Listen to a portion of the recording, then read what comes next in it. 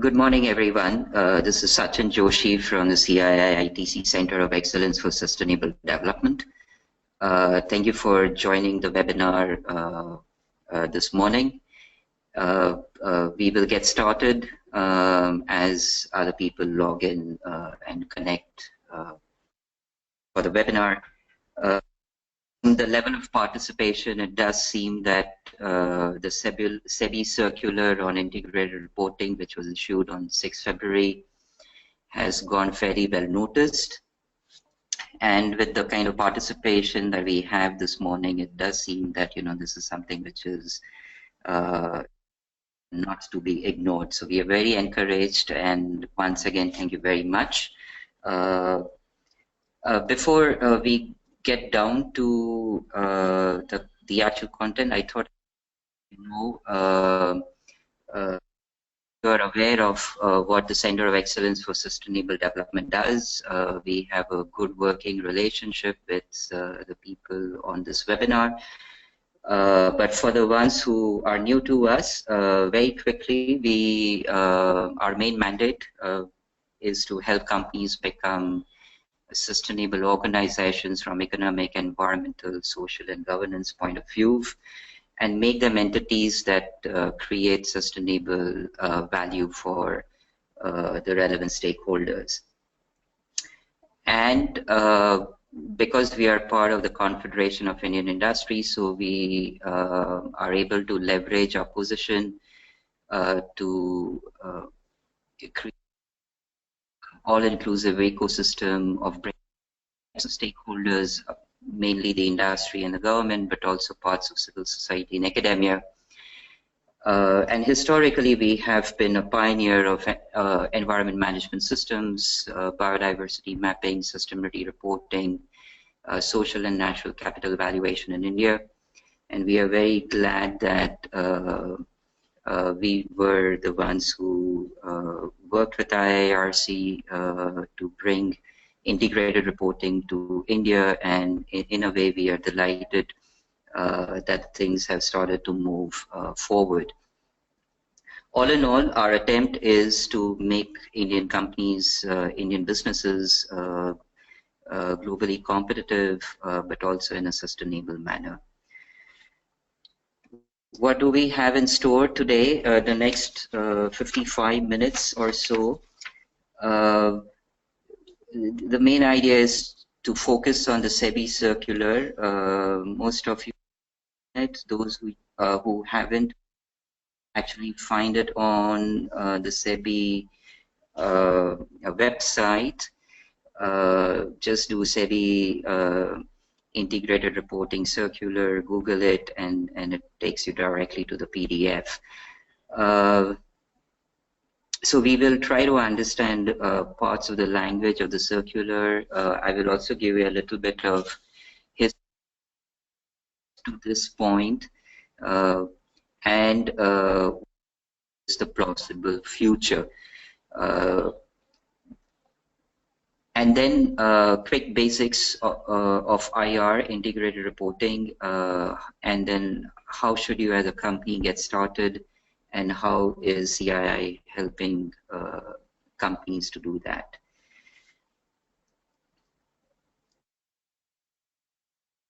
So the SEBI circular, it's quite simple to understand. Actually, the SEBI circular on integrated reporting applies to the top 500 companies, which are also required to prepare the business responsibility reporting. You know that the BRR mandate for the companies that are in the top 500 on the Bombay or the National Stock Exchange, and are measured in terms of their market capital as of 31st March of a financial year.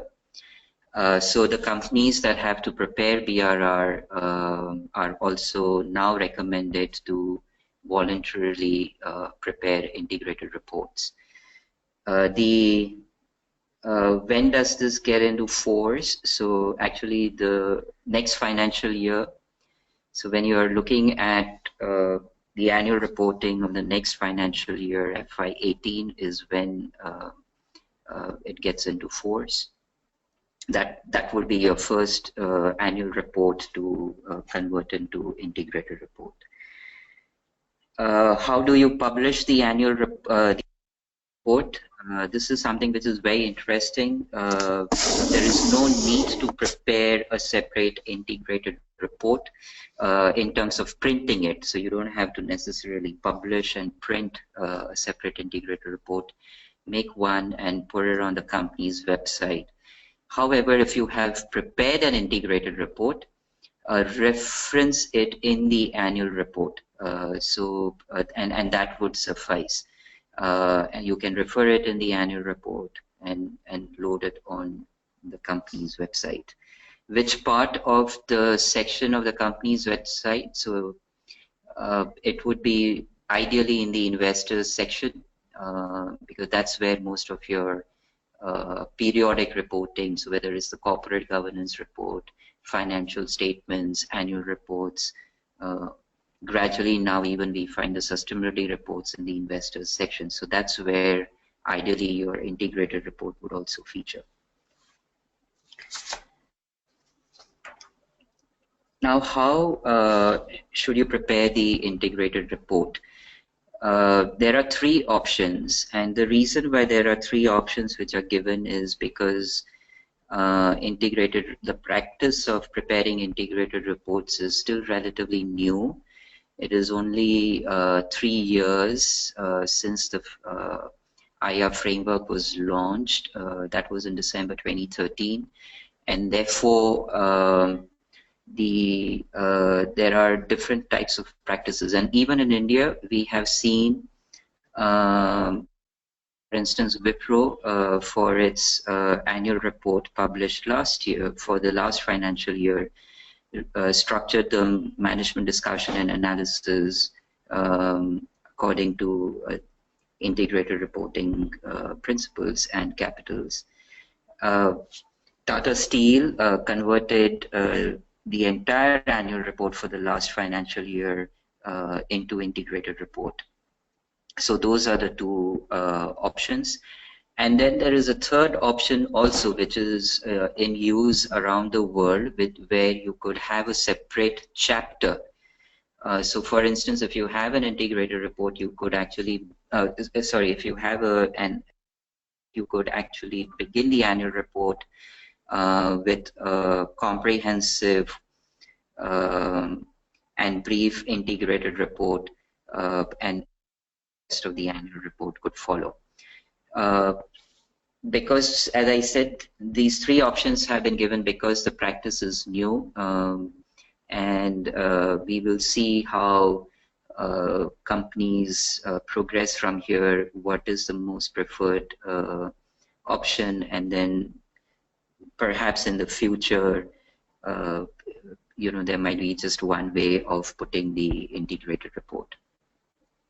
Now, when you have an integrated report, there will be a lot of content which will overlap with your director's report, different parts of the annual report, financial statements. In India specifically, the business responsibility report as well. You'll most likely have a separate sustainability report. So all of that you don't have to necessarily repeat or duplicate the information in the section or in the separate report on IR. All that it is required is that you cross-reference the information. So keep your integrated report brief and concise the way actually it is supposed to be. The details could be in the relevant disclosure which is stipulated either by the regulator or you are already using a voluntary reporting framework such as the GRI for the sustainability report. And if you are also reporting in the US, then maybe you also come under the mandate of SEBI, and so then you can even cross-reference with those reports. So look at the entire web of the different reports and the disclosures that you do, and use the cross-referencing rather than duplicate and replicate the information.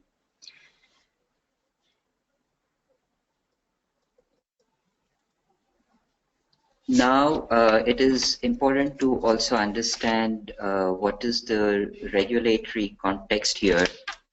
So, since most of you also have to comply with a mandate for mandatory business responsibility report, you know that it is part of the listings obligation and disclosure requirements regulations of SEBI. And even that mandate for BRR flows from regulation 4.1D, which basically states that the listed entity shall provide adequate and timely information to recognize stock exchanges and the investors. And therefore, BRR is set in that context, and now integrated reporting circular is also set in the same context.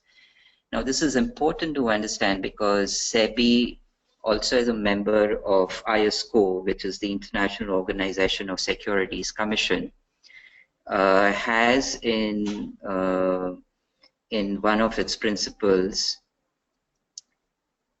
mentioned that the endeavor should be in the different regulatory markets, the endeavor should be in favor of full, accurate, and timely disclosure of financial results.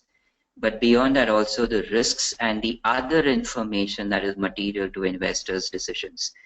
And this is really this latter part, which is the risk and the other information that has propelled different types of regulators around the world, including the market regulators, to improve the guidance or the guidelines for, or the stipulations for non-financial reporting as well. And as most of you would have known from your own experience, that there are stakeholders, and mainly the providers of financial capital, who are increasingly looking at the non-financial aspects of the company as well. Most of your valuation today is also coming from the non-financial aspects of doing business. So this is where the regulatory context is important to understand. We can talk more about it, but if I just want to leave this thought behind, and we will connect it at a later stage in the webinar, that if this is the regulatory context, and also in the circumstances that SEBI is in, you could anticipate what is the future going to be.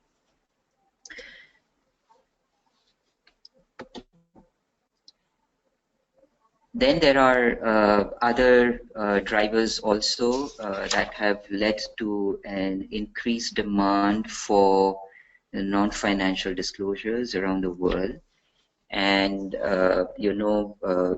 it's almost it's almost 10 years since the financial crisis, and we haven't really become globally. We haven't really become very stable since then. The risks are much higher. And so it is all of this that has gradually contributed to the demand for non-financial disclosures by the providers of financial capital. And because the sources of financial capital are looking for stability of investments now, when you as a company provide a better understanding of where your risks and opportunities are, that actually helps you to work with the financial community much better. The other thing also is to express, how your business model is designed to create value. And we will, come back to this point in the subsequent part of the webinar. But this is something which is very important, and some of you who are actually aware of the integrated reporting framework, expression of the business model is one of the critical elements as well.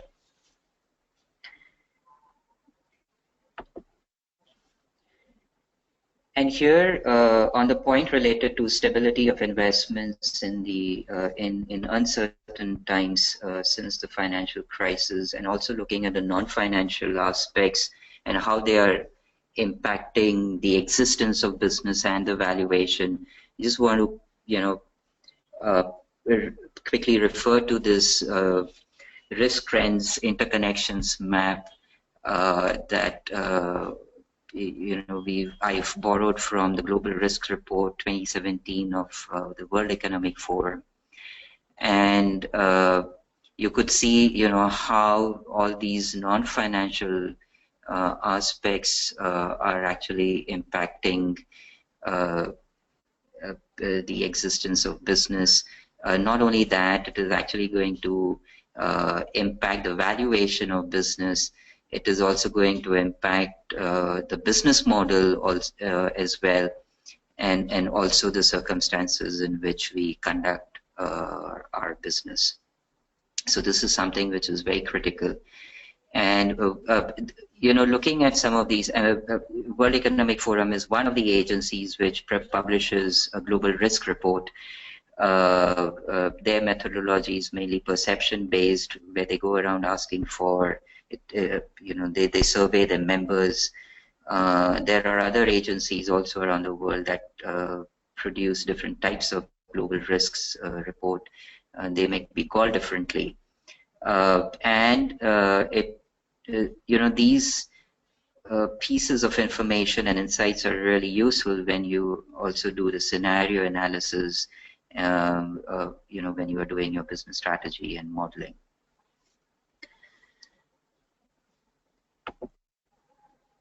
Now, coming back to the SEBI circular, SEBI has actually adopted IIRC's definition of integrated reporting.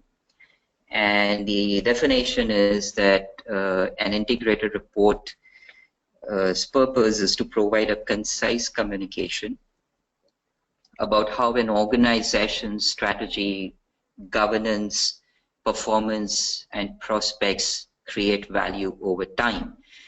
So as you see that what is the type of communication, it is supposed to be concise. The idea here is not to provide elaborate details, but the thing is that how you package that information and put it in brevity across to your key stakeholders is something which is very important. What is the kind of information that you want to communicate? And that is really about strategy, governance, performance, and prospects. And this is something important. Prospects is about the future, of course. The strategy governance really is also about how the company goes about managing its business, and performance, of course, reflects the historical performance. So that's about the past. Prospects is about the future. Strategy and governance is about how it is structured and goes about conducting business, and how does it put all the different capitals in to create value in the short, medium, and long term. So it's not only one type of time horizon. The expectation is that you provide the prospects over a three-stage time horizon. Of course, up to you to define, what is short, what is medium, and how long, how much do you want to stretch the long term. Here, I would like to point out that a lot of people still, and this is not only in India, we have experienced this around the world. A lot of people still think that integrated reporting is an improvement over sustainability reporting, and that really is not the case. And that is the reason why strategy and governance become very important, because you're not treating sustainability as a separate thing to do in business. As your business goes about doing what it needs to do, it is all integrated, mainstreamed in your business strategy and operations, and so you're not treating sustainability as a separate issue. And so if you were talking about sustainability, or you wanted to convey that you're a responsible and a sustainable organization, that would be done through your deployment of capitals, your strategic outlook, and the governance itself. So it's all embedded in it. You don't have to really treat that as a separate or a special case. The target audience for integrated reporting is the providers of financial capital, and this is as much emphasized by IIRC, and SEBI also borrows it from there. And the SEBI circular specifies that today an investor seeks both financial as well as non-financial information to take well-informed investment decision. And therefore, your main target audience is going to be the providers of financial capital. You might also have other stakeholders to address, and it's entirely up to you how you identify who those stakeholders are that you're going to reach out through the integrated report. But as is the case with some other reporting requirements, whether regulatory mandates or voluntary, here the idea of integrated report is not to address all and sundry stakeholders. So you have to be very, therefore, strategic about integrated reporting, and in a manner of in a manner of speaking, that focus on one or two key stakeholders also brings in a lot of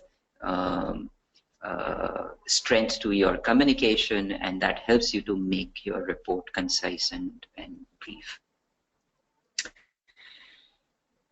For the sake of repetition, but it is absolutely important to understand that integrated reporting is not an improvement of financial reporting. It is not an improvement of sustainability reporting. It is not combined report. It is also not taking your annual report and your sustainability report, binding the two together into one report and saying, here it is integrated. It is not juxtaposing different reports together as one publication and putting it out. I heard from one of the companies where we were discussing integrated reports, and they said, we saved about 50 pages. It's not about also saving pages. It's really about connecting the different issues, putting it all together, and therefore the term integrated. How do all those issues connect together in an integrated manner, and how do you present that to your stakeholders is what integrated reporting is about, and therefore it is sufficient to say that IR is actually an evolution of corporate reporting.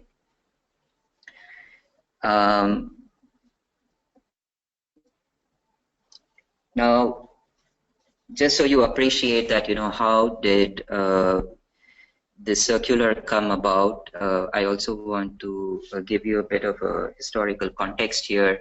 The companies who are, and the other stakeholders who are involved with our Center of Excellence in integrated reporting through our initiative called IR Lab India. They are pretty much aware of this, but for the others, I think it might be a useful context. So it was CII and specifically our Center of Excellence that we worked with IIRC way back in summer of 2013 when the draft IR framework was launched for or released publicly for consultations, and we got them to India, and we did 2 rounds of consultations in Delhi and Mumbai, and we collected information, feedback from our members and fed it back into the IIRC process. And IIRC then finalized the IR framework and formally released it in December 2013. And the framework that is since available is the one that was released then. In somewhere in the middle of 2014, then we formally launched an India initiative called IR Lab India. This is since then chaired by Kaushik Chatterjee from Tata Steel. Kaushik is also has been representing Tata Steel on IIRC's council. We also have the Center of Excellence represented on IIRC Council with the presence of Mr. Y.C. Deveshwar, who is the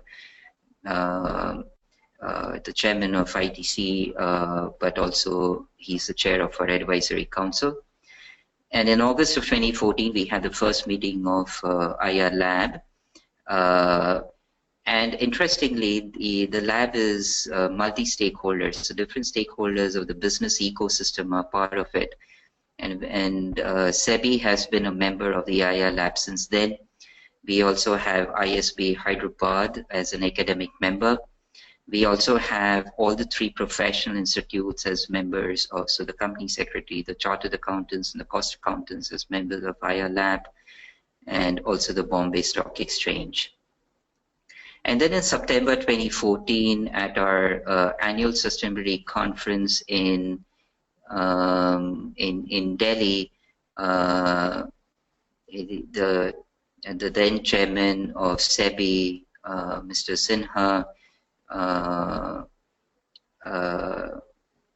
gave sort of a direction to CII, and he said that, you know, let's see how this goes about, go around creating awareness among Indian companies on integrated reporting, and after 2 years we will see, you know, what to do about it. So that was in September 2014. And if I fast forward to September 2016, that was the time when SEBI actually began to work on its policy on IR. Slightly before that, middle of 2016, we circulated within our IR Lab members the first draft of the guidance document. And as a way of update, we are currently working on the feedback that we have received, and we are learning from the experiences of the companies that have adopted IR around the world and as well as in India, and we are incorporating all of that. And when we aim to finally release the guidance document for your benefit by the end of April this year. And this will be very important because if you are planning to come out with integrated report for FY18, then you will have the guidance document to refer to you know, as you've taken that decision, and then you will need an entire year to prepare for IR. And then, as we all know, 6 February 2017, SEBI issued the circular on integrated reporting. We were very glad that SEBI has again given time for the companies to first try it out voluntarily. And you know, in their own words, you know, there is no rush to mandate it, but they would like to see the companies really take it up voluntarily, and then it will be they will watch the space and then decide what to do about it. So it's really as members of CII, it is unto us now to take this up voluntarily, unless we want it a mandate and also a prescription.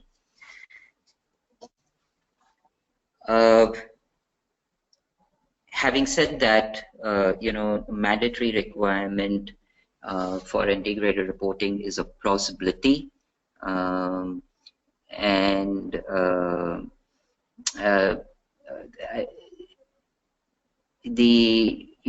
most of you would also be aware that, this is how policy making actually happens. So there is usually, the businesses are usually the first volunteers, and then gradually, as the practice scales up, the companies, it gradually translates into a regulatory requirement as well.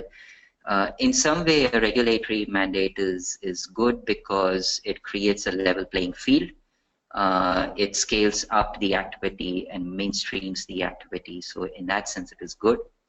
But many times what we have seen, and this is true also for the National Voluntary Guidelines and the associated business responsibility reporting, and also the mandate for CSR as part of the Companies Act, both these would averse actually voluntary requirements, and the regulators did not really find a significant uptake, and therefore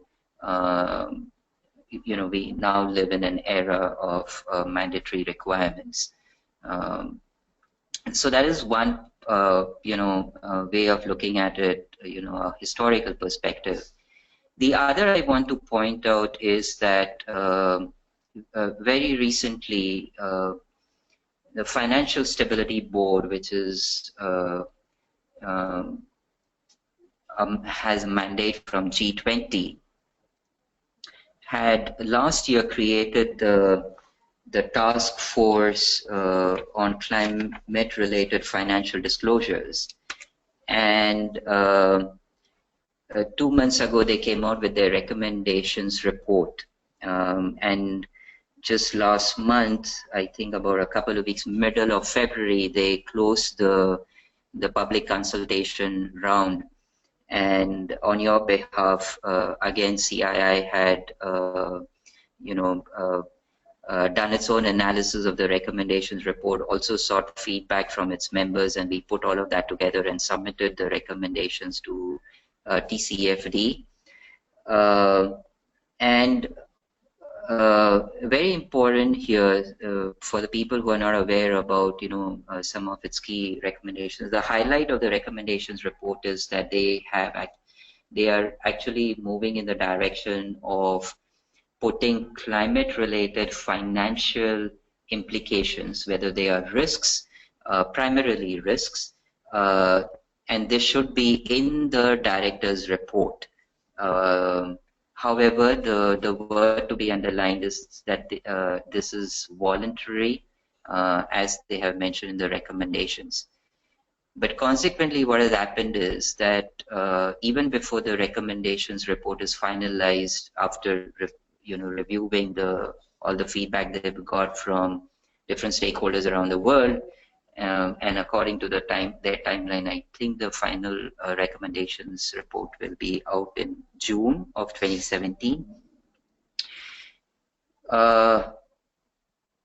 Public policy advocacy has already begun, and some people, for instance, have already written to European Commission to take this on board and make it a mandatory requirement. So you see that even if there are already these kind of activities which are taking place where in some form or the other we do see that voluntary recommendations do feed into mandatory regulatory requirements. So, and when we look at, again, from an integrated reporting perspective, TCFD or the climate implications on the financial implications of climate risks and opportunities is actually part of the natural capital, which is one of the 6 capitals of integrated reporting framework. And therefore, earlier you begin, the better it is. Don't wait for anything to become mandatory. And the reason I'm saying this is because all of this has a longish learning curve. if I may borrow from the experiences of our IR lab members who have already done integrated reports or are currently in the process of integrated reporting, Tata Steel took 2 to 3 years to come out with an integrated report. Wipro, decided that before actually taking up the entire annual report and converting it into IR, let's try it out with the management discussion and analysis. I know, there are some other members of the IR Lab India which began their process last year, and they, have identified something like 2 years to actually come out with any public report on IR.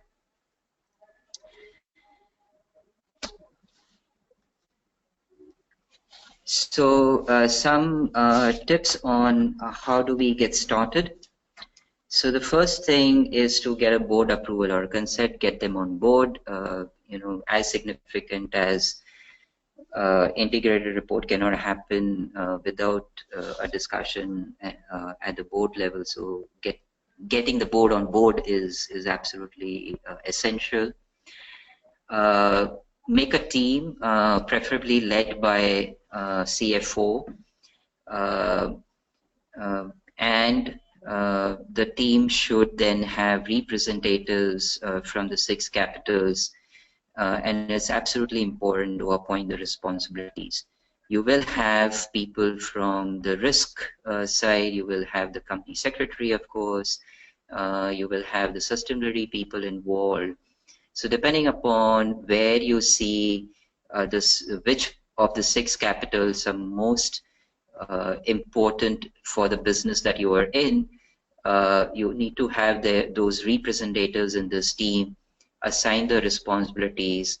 For all of these, assign an overall responsibility to one person, preferably from the financial department, and then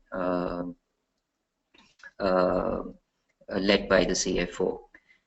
So that is how you should go about the organization structure, if I may say so. From the content point of view, we have helped some of our companies with gap analysis to begin with, and most of you would already have a lot of the information that would go in integrated report as a result of your annual reporting, the corporate governance reporting, sustainability reporting, BRR, and all of it that you anyways do. So the gap analysis would help you identify what is the information that we already have and what is the information that we still do not have.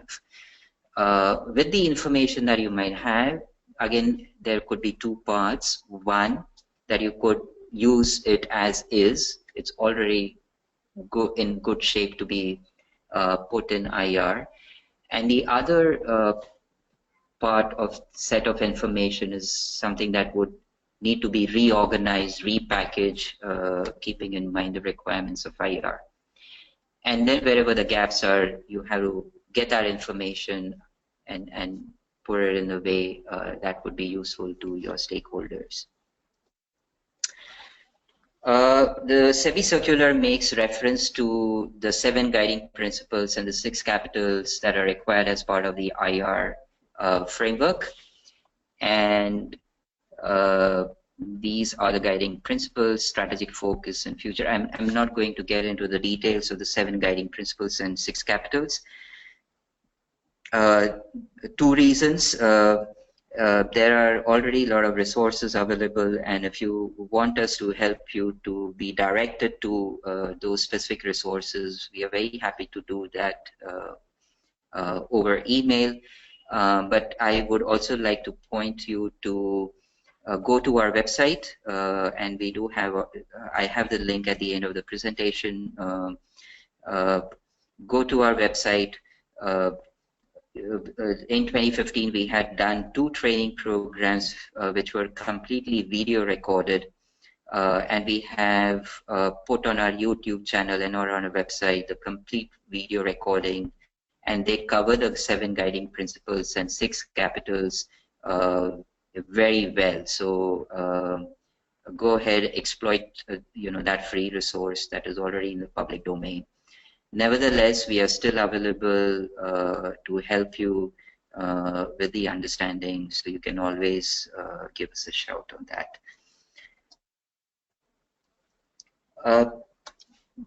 You might be wondering what animal is IR Lab India. So as I have already indicated, it is a collective of the different stakeholders in the business ecosystem. So of course, the companies that have to do the reporting, but also the market regulator, the stock exchanges, the 3 professional institutes, audit firms, academia, all of them are part of that.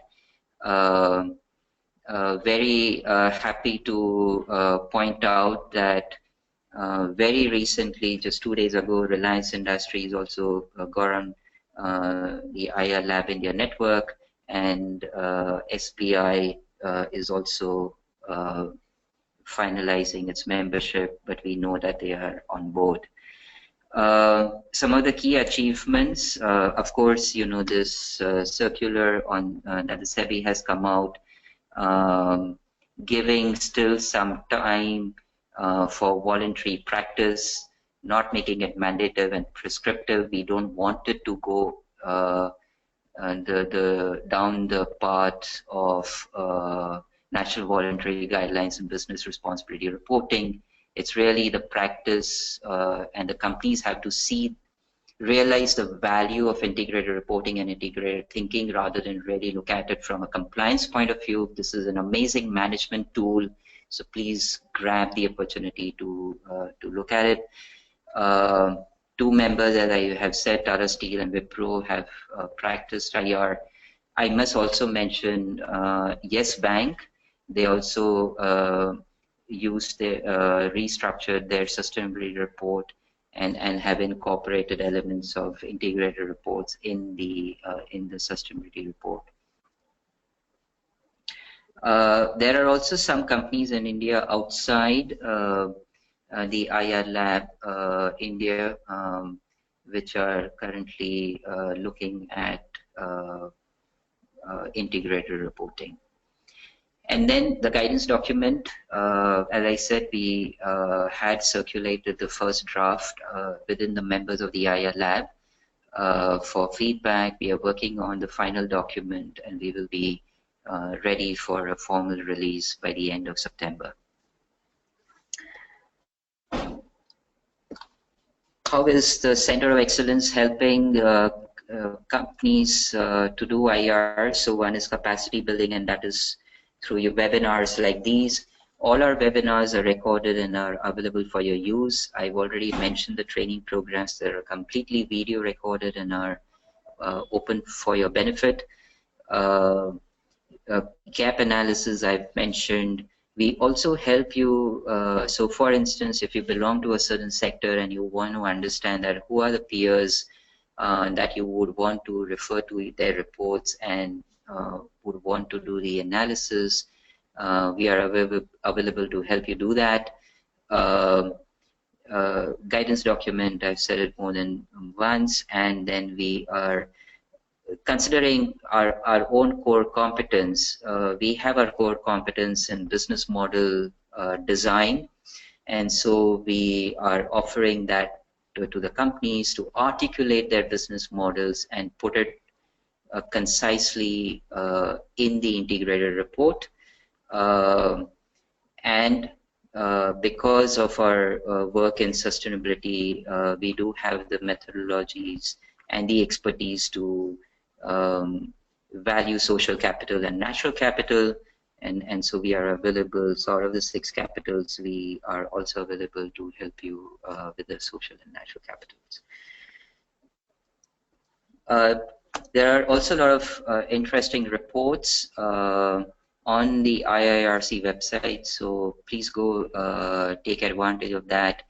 And then you also have our own website, as I have mentioned. Go to sustainabledevelopment.org, click on integrated reporting, and then you will have all the resources and also the membership details for IR Lab India. So that's it for me from this morning. Thank you very much once again, and let me see if there are questions.